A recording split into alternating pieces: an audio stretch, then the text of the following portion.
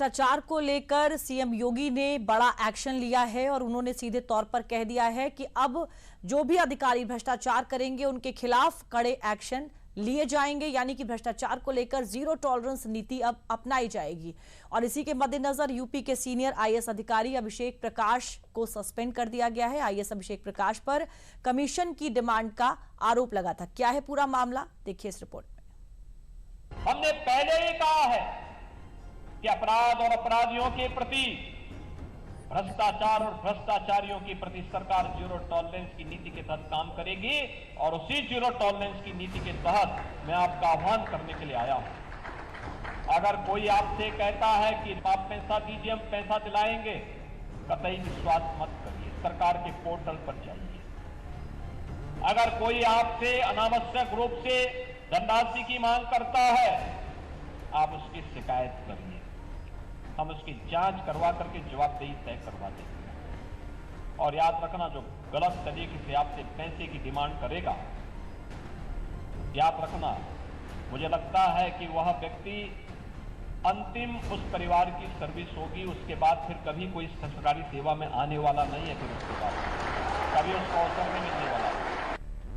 भ्रष्टाचार के खिलाफ जीरो टॉलरेंस की नीति पर जोर देता सीएम योगी का ये बयान इन दिनों यूपी की सियासत से लेकर सरकारी महकमों तक की सुर्खियों में है और उसकी वजह है इस बयान में किए गए ऐलान का जमीनी हकीकत में तब्दील हो जाना। दरअसल हाल ही में योगी सरकार ने भ्रष्टाचार के मामले में बड़ा एक्शन लेते हुए यूपी के सीनियर आईएएस अधिकारी अभिषेक प्रकाश को सस्पेंड कर दिया है।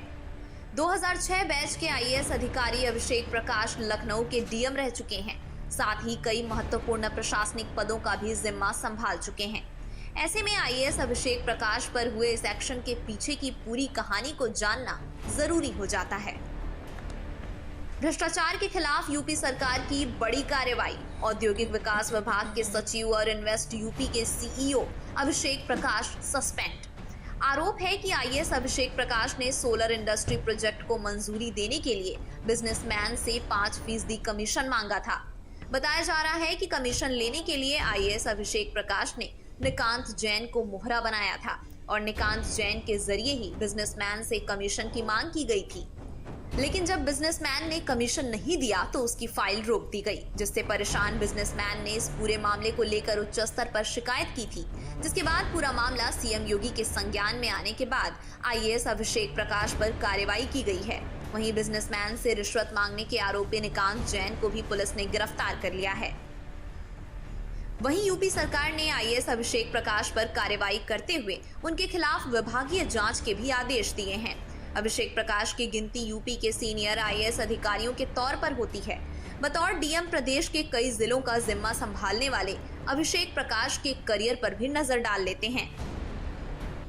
अभिषेक प्रकाश 2006 बैच के आईएएस अधिकारी हैं। साल 1982 में जन्मे अभिषेक प्रकाश मूल रूप से बिहार के रहने वाले हैं।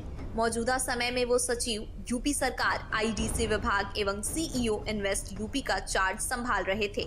सबसे पहले उनकी नियुक्ति यूपी सरकार के वित्त विभाग में हुई थी। इसके बाद उन्हें लखीमपुर खीरी का डीएम बनाया गया था और बाद में उन्होंने बरेली, अलीगढ़, हमीरपुर और लखनऊ के डीएम पद की जिम्मेदारी संभाली। अभिषेक प्रकाश पर लगे आरोपों के बाद अब उन्हें राजस्व परिषद से संबद्ध कर दिया गया है। माना जा रहा है कि आगे की कार्रवाई में आईएएस अभिषेक प्रकाश के पूरे कार्यकाल की जांच कराई जा सकती है। साथ ही उनके कार्यकाल के दौरान लिए गए प्रशासनिक फैसलों और वित्तीय लेन देन भी जांच के दायरे में आ सकते हैं। भ्रष्टाचार के खिलाफ एक्शन लेते हुए योगी सरकार के प्रहार का ये कोई पहला मामला नहीं है।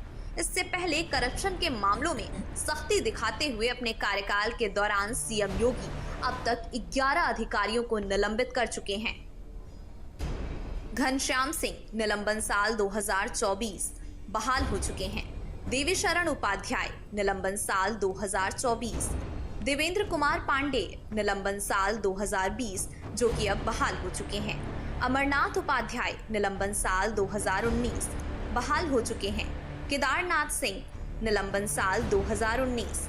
शारदा सिंह निलंबन साल 2019। जितेंद्र बहादुर सिंह निलंबन साल 2018 जो कि अब सेवानिवृत्त हो चुके हैं। कुमार प्रशांत निलंबन साल 2018 बहाल हो चुके हैं।